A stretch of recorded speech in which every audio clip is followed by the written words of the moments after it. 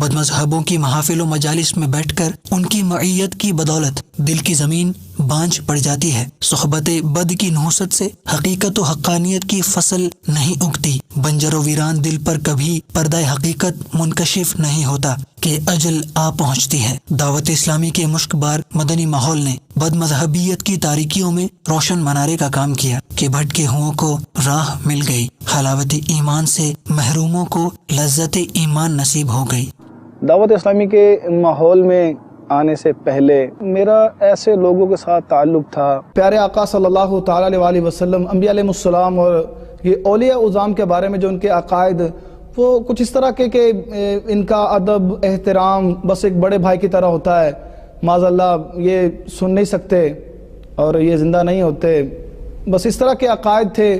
اور میرا ان کے ساتھ تعلق تھا، اور میرا بھی چونکہ ان کے ساتھ رہ کے چونکہ انہی میں پیدا ہوا ہوں، ہمارا وہ سارا خاندان اس وقت تو وہی تھا، اور سارے کے عقائد خاندان میں جو بھی لوگ تھے وہ اس طرح کا نظریہ رکھتے تھے۔ اب میں جب وہ چیز دیکھتا ہوں کہ میں پہلے کیا تھا اور میرا جسم کانپتا ہے کہ معاذ اللہ نبی کے بارے میں کیسے کیسے تاثرات، کیسے کیسے الفاظات، لیکن اب جب دعوت اسلامی کے ماحول میں آیا، دعوت اسلامی والے تو جھوم جھوم کر پیارے آقا صلی اللہ تعالیٰ علیہ وسلم پر درود و سلام پڑھتے ہیں، اس سنتوں پر عمل کرتے ہیں۔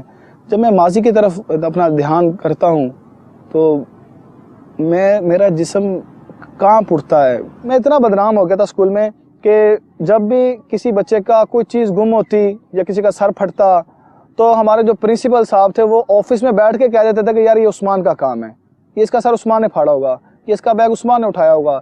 تو میں اتنا بدنام تھا اسکول میں کہ کوئی غلطی نہیں بھی کرتا تو وہ میرا نام لگ جاتا تھا۔ اسی طرح محلے میں بھی مجھ سے بہت تنگ تھے، موٹر سائیکل سے بہت تنگ تھے، مجھ سے بہت تنگ تھے۔ نمازوں کا بھی حال ایسا ہی تھا، اذان ہوتی تھی لیکن کبھی بھی یہ ہمت نہیں پڑتی تھی کہ میں مسجد میں جاؤں۔ شادی پر میرے کزن جو ملتان میں رہتے ہیں دعوت اسلامی کے ماحول میں آئے تو انہوں نے مجھے دعوت اسلامی میں آنے کی دعوت دی، تو میں ان سے بہت بیڈ بیہیویئر تھا، میرا بہت برا بیہیویئر تھا ان سے، وہ بڑے ہی میٹھے انداز میں مجھے دعوت اسلامی سمجھا رہے تھے، دعوت اسلامی کے شعبہ جات، دعوت امیر علیہ سنت کا تعارف، دعوت اسلامی کا تعارف دے رہے تھے، لیکن مجھے بہت برا لگ رہا تھا اور میں طرح طرح کی باتیں کرتا تھا، اس طرح کی باتیں کرتا تھا کہ بہت زیادہ دعوت اسلامی والوں کو اچھا نہیں سمجھتا تھا، اور معاذ اللہ امیر اہل سنت کے بارے میں بھی میرے اچھے تاثرات نہیں تھے۔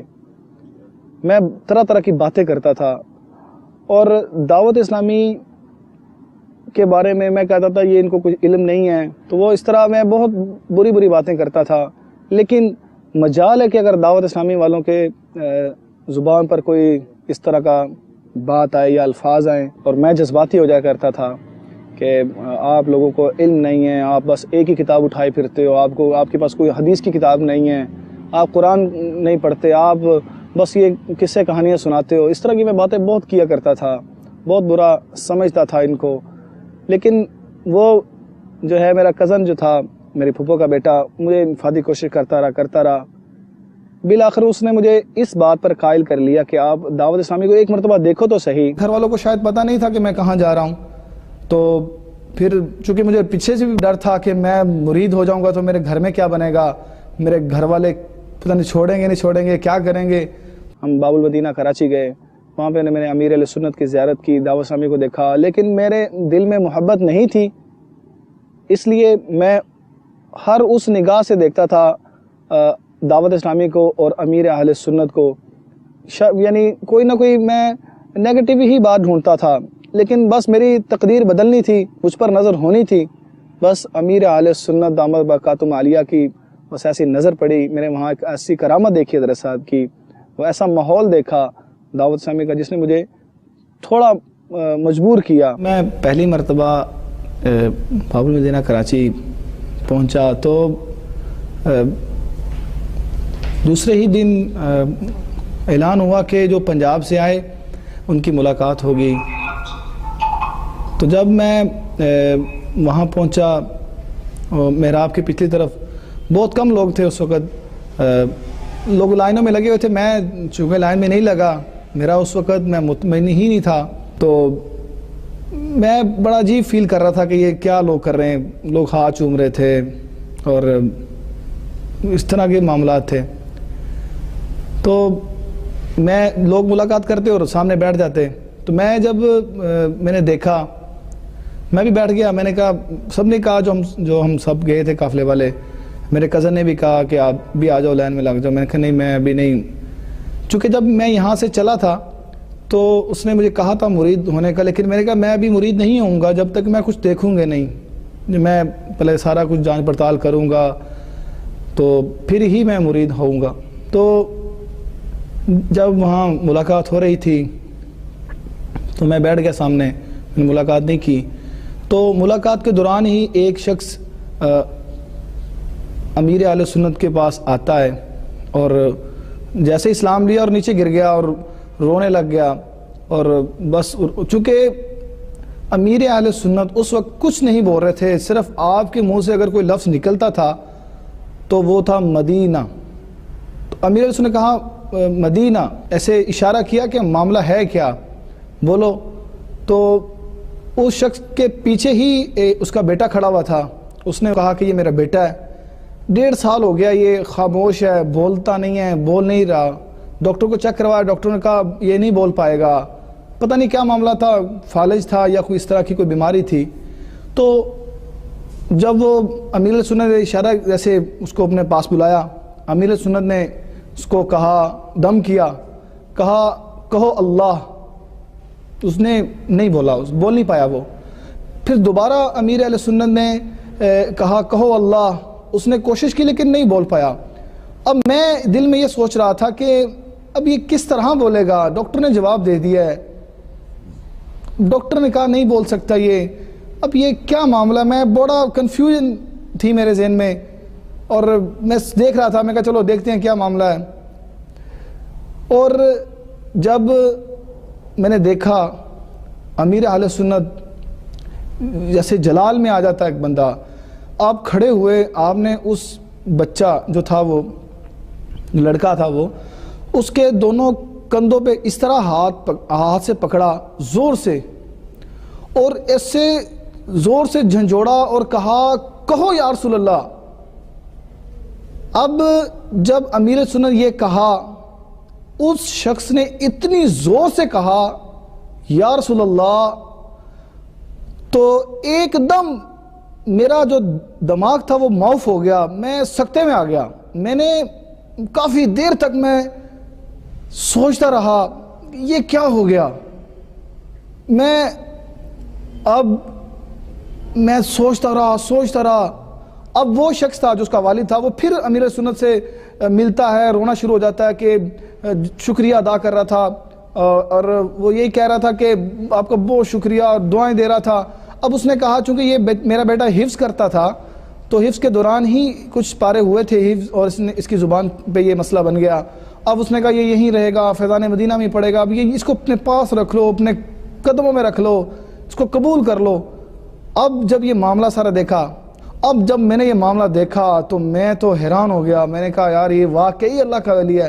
اب میرا دل کرا میں بھی اب ملاقات کر لوں. پھر میں بھی لائن میں لگ گیا اور بس پھر مجھے نہیں پتا تھا کہ میرے ساتھ کیا ہو رہا ہے. میں سمجھتا ہوں کہ یہ جو کرامت تھی یہ میرے لیے ہی ہوئی. تو بس میں بھی لائن میں لگ گیا اور پھر آخر میں امیر سنت نے مرید کروایا اور میں بھی مرید ہو گیا. اور وہ لمحات, وہ کیفیت, میں آج بھی جب سوچتا ہوں محسوس کرتا ہوں کہ وہ والی کیفیت بیان نہیں کر سکتا اور بیان ہو بھی نہیں سکتی کہ وہ لمحات, وہ کیفیت وہ اس طرح کی تھی کہ بیان کیا کروں میں.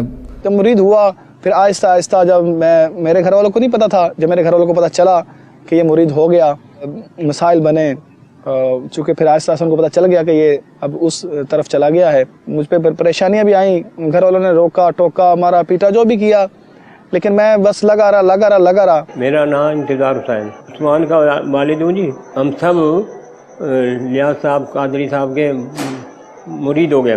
میں سمجھتا ہوں کہ جب میں نے باپا کو کہا نا کہ باپا میں توبہ کر چکا ہوں, آپ کا مرید ہو چکا ہوں, جو میری ملاقات ہوئی تو دوبارہ جب مرید ہونے کے بعد جب میں ملاقات کی تو میری خواہش تھی کہ میری والدہ بھی دعوت اسلامی کے ماحول میں آ جائے اور میرے بہنیں بھی اور میرے بھائی بھی، میرے سارے عزیز و اقربا، میری ایک جوش اور جذبہ آ گیا تھا مجھ میں کہ یہ سارے لوگ دعوت اسلامی میں آ جائیں۔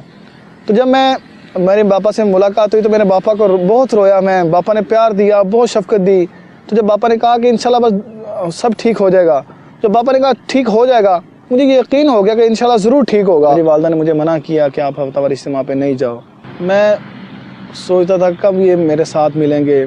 پھر اس طرح میرا چھوٹا بھائی، چونکہ ہم دونوں اکٹھے اسکول میں جاتے تھے، وہ مجھے بہت سمجھاتا تھا بہت کہ یار باز آ جاؤ، چھوڑ دو ان لوگوں کو یار، اس کی وجہ سے آپ کو پریشانی ہوتی ہے، ان کی وجہ سے آپ کو مار پڑتی ہے، ان کی وجہ سے آپ کو چھوڑ دو، آپ کو کیا ملتا ہے، آپ چھوڑ دو۔ میرے چھوٹے بھائی نے مجھے بڑا سمجھایا، میں بھی اس کو سمجھاتا تھا کہ یار آپ بھی آ جاؤ۔ کہتا نہیں بھائی میں نہیں آؤں گا، آپ کی اتنی پریشانی ہوتی تو میں نہیں آؤں گا بس آپ کے ساتھ، آپ اکیلے رہو۔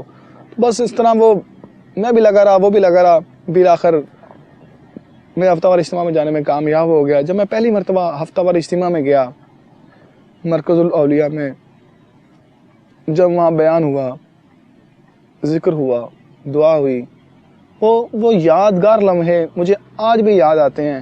اللہ تبارک تعالیٰ اسی طرح جس طرح مجھے ہدایت ملی ہے، مجھے توبہ کی توفیق ملی ہے، اسی طرح اوروں کو بھی اس دعوت اسلامی میں آنے کی توفیق عطا فرمائے۔ دعوت اسلامی کے ماحول میں جو مجھے سن رہے ہیں یا جو دیکھ رہے ہیں، یقین کریں کہ دعوت اسلامی میں آنے سے پہلے کوئی اور ہوتا ہے، لیکن دعوت اسلامی کے آنے کے بعد اتنا مزہ، اتنا سکون، اتنی روحانیت دعوت اسلامی کے ماحول میں ہی مل سکتی ہے۔ اسی ماحول نے ادنا کو اعلیٰ کر دیا، دیکھو اجالا ہی اجالا ہی اجالا کر دیا، دیکھو